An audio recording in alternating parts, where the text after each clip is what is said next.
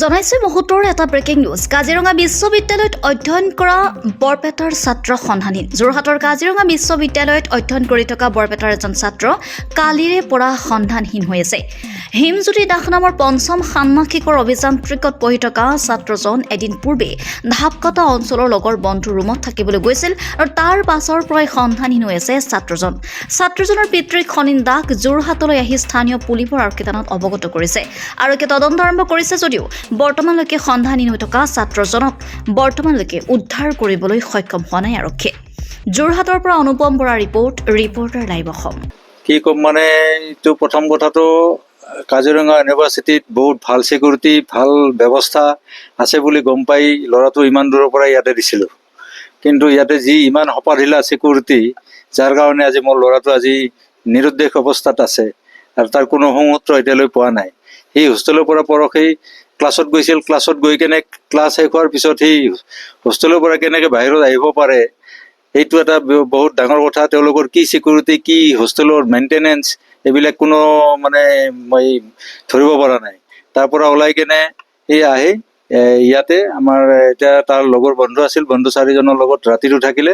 থাকি কেনে কালি প্ৰায় 11:30 বজাত মাকলৈ একবাৰ ফোন কৰিছে আৰু তাৰে পিছত সি মোটামুটি 12:30-1টামান বজাত সি ইয়াৰ পৰা কোনোবাক লগ কৰিম বুলি ওলাই গৈছে। সেই বাজে ওলাই যোৱাৰ পিছত আৰু সি ঘূৰি অহা নাই। আৰু ফোন আৰু তাৰ ATM কাৰ্ড আৰু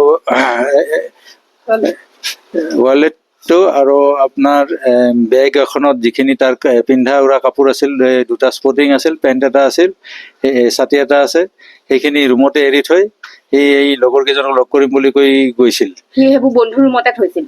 ইয়াতে য'ত আছোঁ বৰ্তমান আমি ইয়াতে বন্ধু কেইজনৰ ইয়াতে ৰুমতে এইখিনি বস্তু বেগখন আছে মোৰ হাতত। এই বেগখনৰ এইখনে সৈতে ইয়াতে থৈ গৈছে আৰু মানুহটো সেই কালিৰ পৰা সেই বৰ্তমানলৈ মানে তাৰ কোনো অনুসন্ধান নাই। কিবা সন্দেহ কৰে নেকি আপুনি? সন্দেহ মানে কিছুমান অলপ সন্দেহ আছে, কাৰণ কিয় সি যিহেতু অলপ দূৰৰ ল'ৰা আৰু দুই এজনে অলপ তাক মানে ফোনতে হওক বা এনেই কলেজতে হওক মানে কি অলপ মানে কিবা কিবি কোৱা যেন এটা অনুমান হয়। গতিকে সেইবিলাক হয়তো পাৰ্টি বা কিবা এনেকুৱা ধৰণে কিবা হয়তো তাক মানে তেওঁলোকে হয়তো উঠাই লৈ গ'ল, নহ'লে নি কেনেকৈ ক'ৰবাত কিবা কৰিলে, নহ'লে বন্দী কৰি থৈ দিছে, এনেকুৱা এটা মোৰ সন্দেহ হৈছে। গতিকে অনলাইনৰ বিনিয়োগ কৰিছিলে নেকি? এইটোতো মই একচুৱেলি আগতে গম পোৱা নাই। এইবিলাকতো আৰু গম পোৱা বস্তু নহয়। যদিও আগতে কৰিছিল কিবা এইটো সেইবিলাক বস্তুটো আৰু ল'ৰা ছোৱালী যি কৰে মাক দেউতাক কৈতো নকৰে।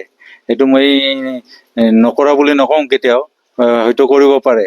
কাৰণ কিয় ইয়াতে শুনা পাইছোঁ 2-4জনৰ পৰা মানে টকা পইচা লোৱা বুলি শুনা পাইছোঁ। শুনা পাই সেইদিনাখন মানে এই 15 আগষ্টৰ পিছত সেই আগতে ঘৰত গৈছিল, 15 আগষ্টৰ পিছত আহিছে। তাৰপিছত মই আহিলোঁ, লগৰ ল'ৰা 2জন মানে ক'লে যে আপুনি আহক, ইয়াতে অলপমান মানে তাৰ অসুবিধা হৈছে, আপুনি আহি যাওক। কিন্তু মই আহি ইয়াতে 2 দিন থাকিলোঁ। থাকি যিকেইজন ল'ৰা পইচা পোৱা বুলি কৈ আছিল সেইকেইজন ল'ৰা মই লগ নাপালোঁ, নাহিলে ইয়াতে লগ নিদিলে। তাৰপিছত আৰু কি হ'ল, বাকী অন্যান্য বন্ধুবিলাকে আহিল। অহাৰ পিছত তেওঁলোকক মানে এটা কৈছে আৰু অমুকে ইমান পায় তমুকে ইমান পায়। মই কৈছোঁ কোনে কিমান পায়, ঠিক আছে এইখিনি মই পৰ্যায়ক্ৰমে মই ঘূৰাই দিম। Reporter live Assam.